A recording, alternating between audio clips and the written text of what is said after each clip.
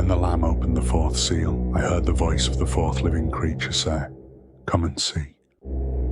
And I looked, and behold, a pale horse. And the name of him who sat in it was Death, and hell followed with him. It began with a whisper, a mutation, a pathogen no microscope could define. Governments called it a viral resurgence, but those who watched the seals knew better. No wall could hold it. It spread faster than thought, faster than light, like judgment coded into the very breath of man. In the heart of our cities he appeared, riding between pixels and plague, unseen but unstoppable. He needed no blade, only time. The news was showing a tightly packed hospital, ER. It was overloaded and chaotic. Outside, news drones capture a line of patients wrapped in foil blankets under neon floodlights. Inside, doctors collapse from exhaustion. A man flatlines despite being perfectly healthy hours earlier. The fourth seal broke not with a bang, but with silence. No warheads, no invasion, just breathe. A new sickness, fast, digital, adaptive, resistant to every known cure. A ghost disease, spreading faster than thought. A satellite view of Earth was glowing red pulses, were blinking over continents. A countdown timer overlays the planet. Stock markets crash. Religious leaders weep. Tech billionaires hide in bunkers. The cities begins to burn. Death became airborne. Across borders, across oceans. Rich, poor, soldier, child. It made no distinction. This was not a war. This was the harvest. Stories were spreading of a ghostly, translucent pale horse riding slowly through the abandoned streets of New York City. Mist trailing behind it. Cardboard signs with images of skulls and scripture.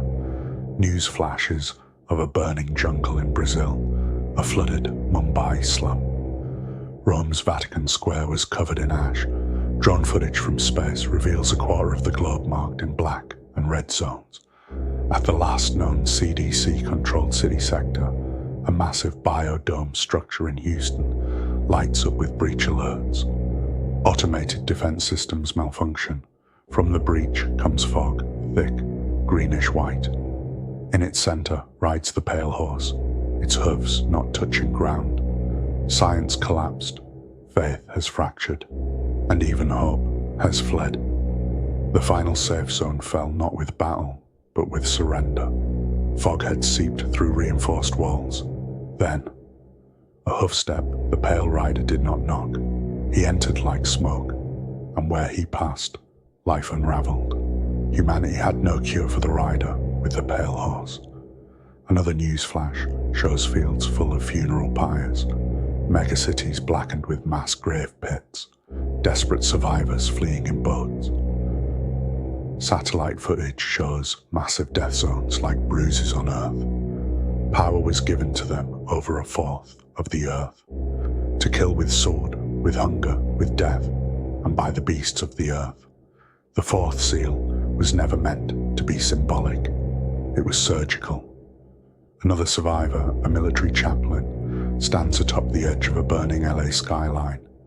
He sees a pale horseman approach from a cloud. The rider is hooded, face unseen. The sky behind him is torn open, revealing stars and fire beyond.